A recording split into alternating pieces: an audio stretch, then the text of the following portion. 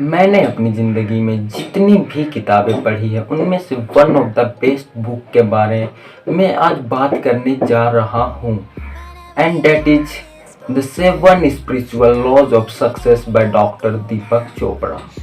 Friends, मैं सिर्फ 12 साल का था जब पहली बार इस बुक को पढ़ा था, और आज उन्हीं की सारी कॉन्सेप्ट आपको समझाने वाला हूँ, बताने वाला हूँ। फ्रेंड्स, इनके जो ऑथर हैं दीपक चोपड़ा, वो वर्ल्ड रिनोन्ड इंसान है। He is a medical doctor. वो आज स्पिरिचुअली और हेल्थ के एक्सपर्ट बन चुके हैं। टाइम मैगजीन ने उनको टॉप 100 हीरोज में गिना है, आइकन्स में गिना है पूरी सेंचुरी के अंदर। दोस्तों, वो न्यू दिल्ली में इंडिया में पैदा हुए थे और वो वर्षों से यूएस में सेटल्ड है, और वर्ल्ड वाइड उन्होंने अपनी कोर्सेज को, अपनी बातों को पहुंचाया है। अब तक 90 से भी ज़्यादा किताबें वो लिख चुके हैं, जिसमें से एक ageless body timeless mind, how to know God, meta human, total meditation, काफ़ी सारी बुक्स हैं। इसमें से अगर कोई बुक के बारे में आप जानना चाहो तो ज़रूर मेरे को कमेंट करके बताइएगा। बट आज मैं बात करने जा रहा हूँ 7 स्पिरिचुअल लॉज ऑफ सक्सेस के बारे में। अब दोस्तों, ये नाम से ही कितना अमेजिंग कॉन्सेप्ट है, डेट यू नो सक्सेस, मगर कॉन्सेप्ट ऑफ स्पिरिचुअल लॉज के द्वारा कैसे पाए जा सकते हैं, उनकी प्रैक्टिकल गाइड ये बुक है। मैं हाईली रिकमेंड करता हूँ कि ये बुक आपको पढ़ना चाहिए। मगर उसमें से दोस्तों, मैं आज अपनी अंडरस्टैंडिंग आपके साथ ज़्यादा शेयर करना चाहूँगा। सबसे पहला जो हमें बुक समझाती है, डेट इज एक्सेप्टेंस, यानी कि स्वीकार भाव। ऑथर कहते हैं, देखो चैलेंजेस, स्ट्रगल, तकलीफें जिंदगी में आने वाली हैं, that is a part and parcel of life. मगर उस बीच में हम अपने आप को क्या सिखा सकते हैं, किस तरीके से उसमें से अपने आप को सुधार सकते हैं, उसके ऊपर हमें फोकस करना है। ऑथर कहते हैं कि हम अपनी ज़िंदगी में जो भी कर्म करेंगे उसके नतीजे हमें मिलेंगे। दोस्तों, अगर हमने अच्छे कर्म किए तो अच्छे नतीजे मिलेंगे, और अगर हमने बुरे कर्म किए तो हमें बुरे नतीजे मिलेंगे।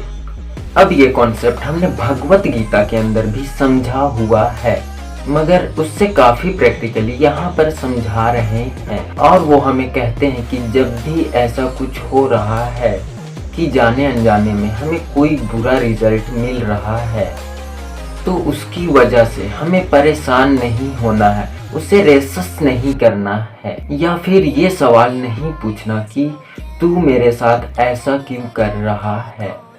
उसके बजाय उस सिचुएशन को एक्सेप्ट करो, और एक ही तरीके से एक्सेप्ट करो कि चलो आप मुझे इसमें से कुछ सिखाना चाहते हैं, अपग्रेड करना चाहते हैं, बेहतर बनाना चाहते हैं, तो मैं तैयार हूँ वो करने के लिए। देखिए, जिस तरीके से हमने व्हाट्सएप को अभी तक बहुत बार अपडेट किया होगा, एग्जैक्टली वैसे ही कुछ चैलेंजेस और प्रॉब्लम आते हैं। तो ऑथर समझाते हैं कि हमें अपडेट और अपग्रेड होने का मौका मिलता है, अवसर मिलता है।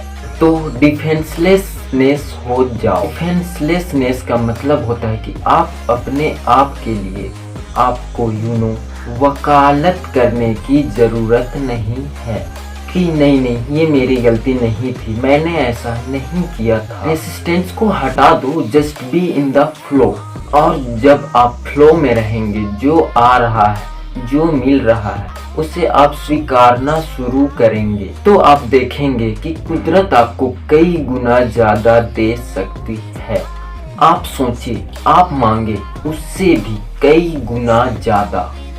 उसके बाद दोस्तों, दूसरा स्टेप है, डेट इज मैनिफेस्ट। अब अगर आप चाहते हैं अपनी ज़िंदगी में जो भी चाहिए उसे रियलिटी में कन्वर्ट कर सके, तो ऑथर हमें समझाते हैं कि हम जो सोच रहे हैं वो मैनिफेस्टेशन के रूप में कन्वर्ट होता है।